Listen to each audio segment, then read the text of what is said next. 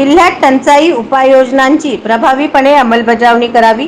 विभागीय आयुक्त डॉक्टर चंद्रकांत फुलकुंडवार. सोलापूर दिनांक 5. जिल्ह्यात पाणी व चारा टंचाई भासणार नाही यासाठी प्रशासनाने टंचाईच्या उपाययोजनांची प्रभावीपणे अंमलबजावणी करावी.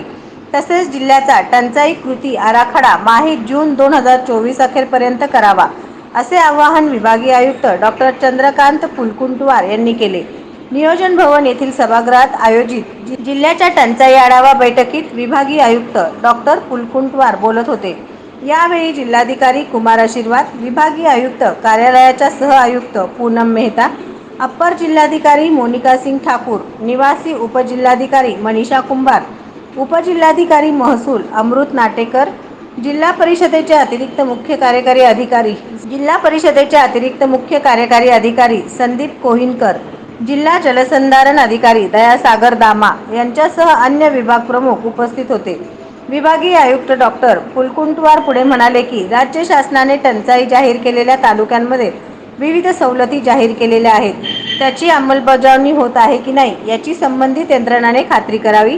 टंचाई सदृश गावात चारा व पाणी उपलब्ध करून देण्याबाबत प्रशासनाने सूक्ष्म नियोजन करावे.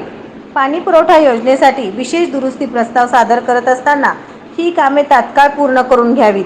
तसेच कामांचा दर्जा उत्कृष्ट असेल याची खात्री करावी. जिल्ह्यात असलेल्या 16 शासकीय टँकरपैकी 12 टँकरला वाहन चालक उपलब्ध नसल्याचे दिसून येत आहे. तरी या शासकीय टँकरसाठी मानधन तत्वावर अथवा शासनाने विहित केलेल्या पद्धतीनुसार वाहन चालक उपलब्ध करून घ्यावेत, असेही डॉक्टर फुलकुंडवार यांनी सूचित केले. तसेच टंचाईच्या कामात कोणीही हलगर्जीपणा करू नये असेही त्यांनी निर्देशित केले. जिल्ह्यात यावर्षी पावसाचे प्रमाण कमी झाल्याने जिल्ह्यात टंचाई सदृश परिस्थिती आहे. उजनी धरणात वजा 37.9% पाणीसाठा उपलब्ध आहे. प्रशासनाने जून 2024 अखेरपर्यंत पाणी उपलब्ध करण्यासाठी सूक्ष्म नियोजन केलेले आहे. सद्यस्थितीत पिण्याचे पाणी उपलब्ध करण्यासाठी प्रशासन प्रयत्न करत आहे.